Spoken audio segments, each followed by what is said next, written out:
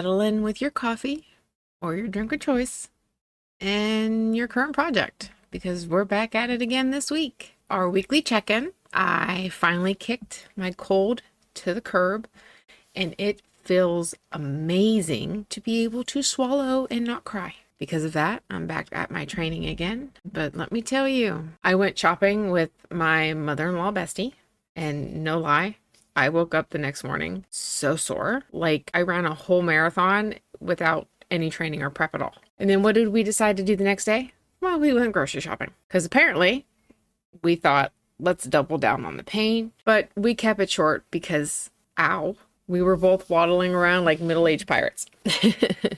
And weirdly enough, it wasn't even our legs. It was our arms and our shoulders that hurt. So yeah, I clearly needed to get my recovered ass back on my weight bench. So today's episode is all about living in the in-between. Finding that sweet little pocket where chaos and calm can kind of coexist without making us lose our minds. Because honestly, that's what life is in a nutshell. It's cycles of calm and chaos. Occasionally, they show up hand in hand like, girl, it's coffee time. Where's our coffee? Let's dig into this idea of living in the in-between. Because like I said, life isn't just only chaos or controlled calm. It's kind of like coffee and creamer. Yes, you can technically have one without the other, but why would you want to? It's never your productivity or pure rest. No matter what social media tries to convince us. Most of the time, both exist at once, whether we signed up for it or not. The real trick is figuring out how to hold both without losing your mind or spilling your coffee while you're tripping over the cat. For me, this hits a little extra hard because of my OCD.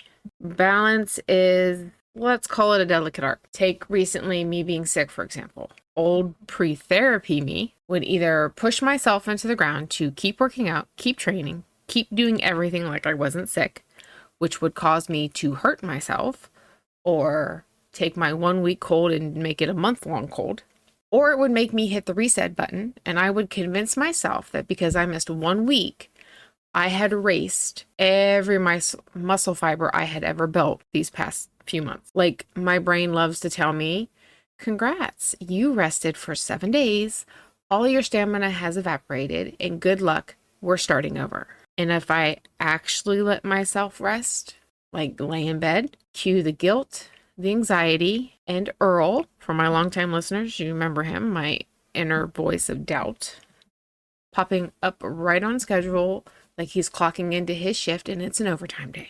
But now I'm learning to sit in that uncomfortable middle space, to do what I can without letting it consume me that I need to do more.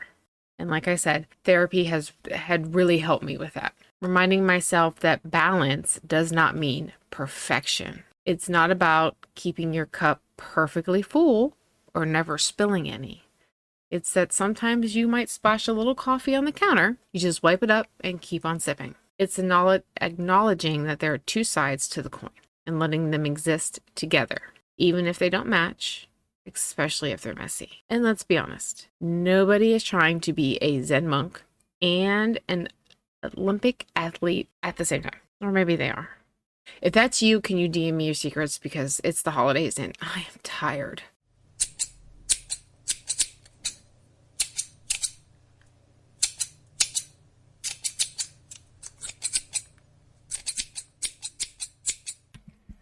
All right, so let's talk about the chaos that is pet care, or as I lovingly call it this week, our Stitch Happen story. So I had to replace the pet's flea collars, and I use Seresto. It's the bougie one that, you only have to change it once every 8 months. Sounds simple, right? Oh no. No. This is turning into a whole household event. First up, Rain, my sweet little chaos tornado. Anytime you touch him, sometimes you don't have to touch him, you just gotta look at him. And his brain will immediately goes, oh, we're playing, it's playtime, let's wrestle, can I jump on you? So trying to put a collar on him is kind of like trying to put lipstick on a pig. It's messy, squealing, and usually doomed. He's flopping, he's twisting, he's doing interpretive dance. And meanwhile, I'm just trying to pull the damn thing apart. Then we have Sky. She's our reluctant queen. She's usually my easy one. She has the vibe like, okay, human, I will permit 5 seconds of you handling me before I file a complaint with HR. So usually it takes a little bit of wiggling, but she lets us pick her up, pop it off, wait a couple hours, pick her up, pop the new one on. Except this time, her old collar was stuck. So suddenly it takes me, my husband, a pair of scissors, and the permission of 3 deities to get the damn thing off. She has decided none of us are worthy. We are peasants in her royal court, and she let us know she's not happy. I still have yet to get the new one on, but we got the old one off, so progress. And then finally, there's Cloud, my drama diva star. Now, the first time we used these collars, it took me on one side of the bed, my husband on the other side of the bed, and sending my youngest child crawling underneath the bed like a volunteer in a spy movie, trying to catch her. This time, I just looped a finger around her collar so I could get a grip on it to pull it off. And she acted like I was poisoning her, strangling her, and insulting her entire lineage at the same time. Imagine an overacting 6th grader performing their tragic death scene in the school play. That was Cloud. She had her tongue sticking out. She was flopping her head back and forth, gasping. Oh, it was truly Oscar worthy. So here we are, 2 pets down. One is still on the loose, and me questioning why I ever thought this would be the easy option. Thank God these collars only need changed every 8 months, because my sanity could not handle monthly reenactments of the Hunger Games. All right, so now that we've unpacked the messy beauty of living in the in-between, let's get into some practical tips for actually holding both chaos and calm without face planting off the scale. Think of it kind of like adding creamer to your coffee. You want just enough so it tastes good, but not enough that you end up with a cup of beige regret. First up, micro habits. These are tiny little things you sprinkle throughout your day that remind your brain both energies exist and that you don't need to swing into either extreme, like a caffeinated pendulum. And yeah, science backs this up. Tiny habits trick your brain into momentum, making balance feeling doable instead of overwhelming. And it can be something as a 5-minute stretch between tasks, or taking a deep breath, or tackling whatever fresh nonsense life just threw at you. For me, I love a hobby break. Finish picking up my kitchen. Well, I'm going to sit down and crochet a couple rows. I cleaned the litter boxes. I'm going to play a quick mission in my video game. Swept the floors. I'm going to read a couple pages in my book. Not a whole hour-long, oops, the afternoon's gone session. Just a couple things that recenter me. And then I move on. I know some people are like, but then I will never get anything done. But you won't get burnout. And how much are you going to get done when you're burned out? This kind of helps us balance, helps avoid the burnout. And please, please, please, please hear me. You do not have to earn it. That is a slippery slope straight into guiltville. If it's a long task, like reorganizing your living room, set a timer. I'm going to do this for an hour, and then I'm going to take a crochet break for 5 minutes. Boom. You're balanced. Next up, mindful transitions. Moving from one task to another type of task, whether it's work to home, chaos to calm, or just going from the living room to your mom mode, can be its own mini ritual. Psychologists say even these tiny rituals can help your brain shift gears and lower stress. When I was a working mom, I used to love my drives for this. Driving to work would flip me into worker mode, and driving home from work would flip me into mom mode automatically. It doesn't have to be anything fancy, just something that gives your brain a cue. Okay, we're shifting gears now, and that can be huge. I used this tactic when my kids switched from in-person school to online learning. I had to create a transition from thin air because we're always home. So their brain needed cues on we're going, from home mode to school mode. So I would pull out a big table. I'd write their schedules on the whiteboard. We would check that they took their meds, and these little cues would tell their brain, all right, school mode's on. It's kind of like the mental equivalent of switching your coffee machine from classic roast to dark. And can we please normalize that there's guilt about resting? Rest is not optional. It is the balance. Experts say there are 7 kinds of rest: mental, sensory, emotional, social, creative, spiritual, and physical. And stopping doesn't make you lazy. It literally resets your brain and your nervous system. This is very important. That's why I talked about it twice in this segment. You have to give yourself rest. Remember when we talked back in, I think it was episode 3, we talked about why rest feels illegal? Yeah. That fun little gremlin, he's still out there. This is your reminder. Rest doesn't make you weak. It helps you function. It makes you human. And finally, a little humor tip that I fully endorse. Coffee is chaos and calm in one cup. Is coffee a health plan? Absolutely not. Is it a metaphor? 100% yes. And honestly, a good one. So sip the contradiction. All right, friends, it's time for our Brews News, the part of the show where we sip our coffee and catch up on the political messes that are brewing hotter than my first cup of coffee in the morning. So first up, the Epstein Files Transparency Act is already shaking loose some long-sealed information. A Florida and now a New York judge has ordered the release of grand jury transcripts from the Epstein's cases. Part of the reason why is it pulls the DOJ's last excuse. They've been saying the judges were blocking disclosure. They couldn't release the files because the judge wouldn't let them. Well, not anymore. Meanwhile, the House Oversight Committee dropped new photos from inside Epstein's home. And listen, I've seen a few of them, and these images are something. A lot of gold trim that looks suspiciously like the White House. And then he had this room with a full-on dentist chair, and then all of these weird looking masks on the walls. Victims of his have previously testified that they were drugged in a room like that, and then they would describe his face as changing forms.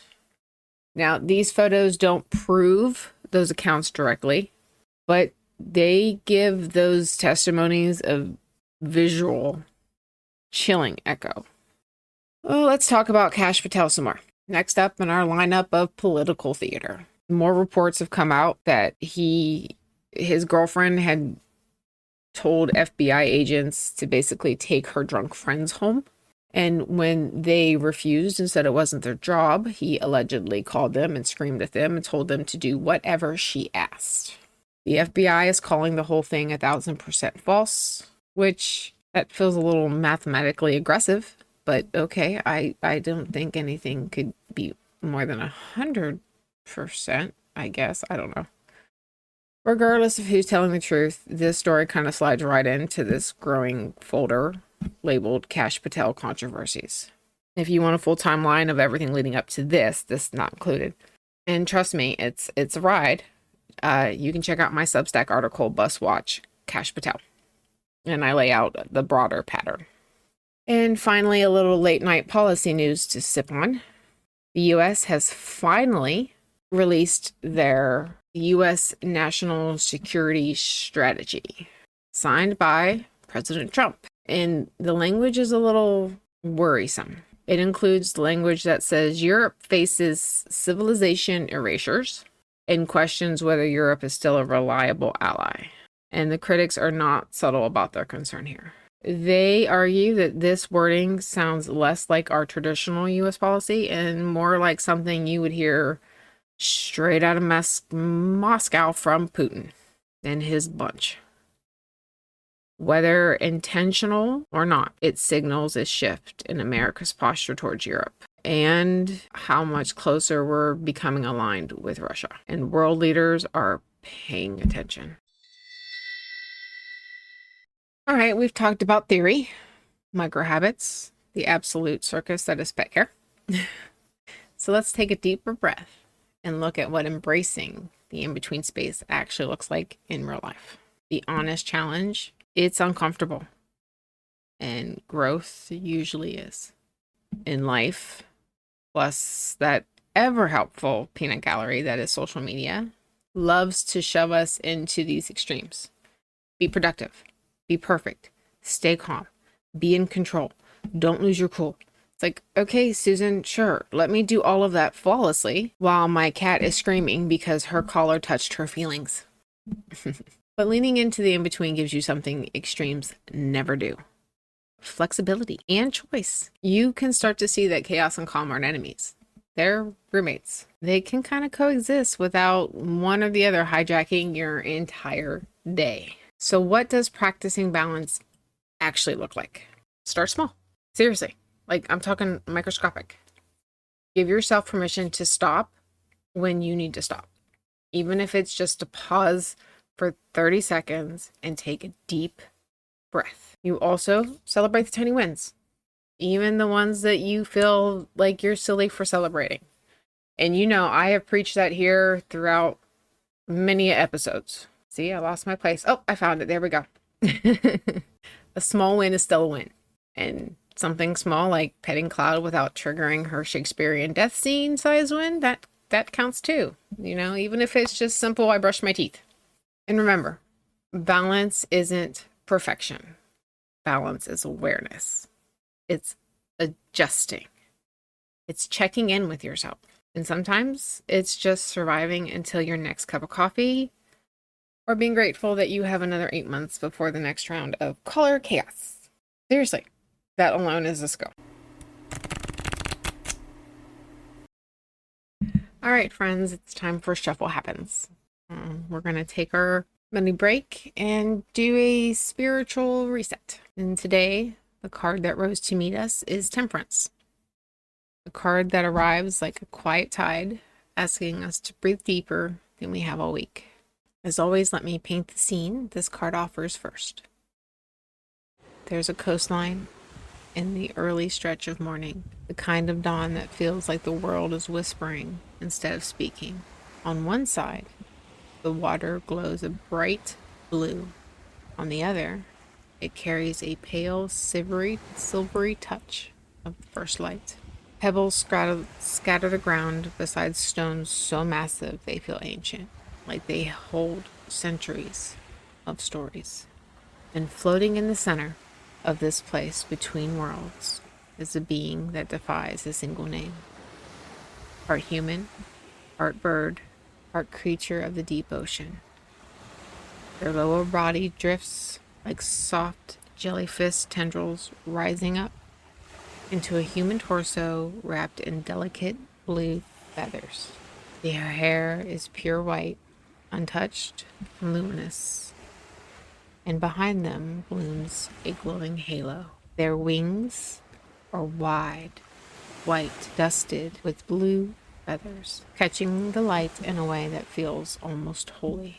In between the spread wings, birds circle the crisp blue sky. On the outside edges of the wings the sky is a pale yellow, and a single flying fish flies beside them, as though the worlds of the air and sea are meeting right at the wings at that moment. The whole card is a study in balance. Water, air, dawn, dusk, the grounded, and the ethereal. Even the stones echo that scheme, tiny ones next to giants. Everything exists together, not fighting, but harmonizing. That is the energy Temperance brings into our space today. A reminder that balance isn't forceful and it isn't perfection. It's a sacred blending, an alchemy we practice one small shift at a time. Temperance upright, her keywords are balance, harmony, patience, moderation, healing, and alignment. It's a gentle blending of opposites. It's the reminder that peace comes from mixing your energies with intention. It's the card of slow healing and inner harmony, urging you to stay centered, steady, and mindful. The Temperance reversed, their keywords are imbalance, excess, impatient, discord, and misalignment. This signals things are slipping out of sync. You're having too much of something and not enough of another. It's a nudge to pause, recalibrate, and realign before the imbalance spills over. So here's your little soul exercise for today. Take a slow breath. Look gently at the landscape of your day and ask yourself, where can I invite just a touch of the Temperance? Not a full transformation, just a soft adjustment, a quiet recalibration.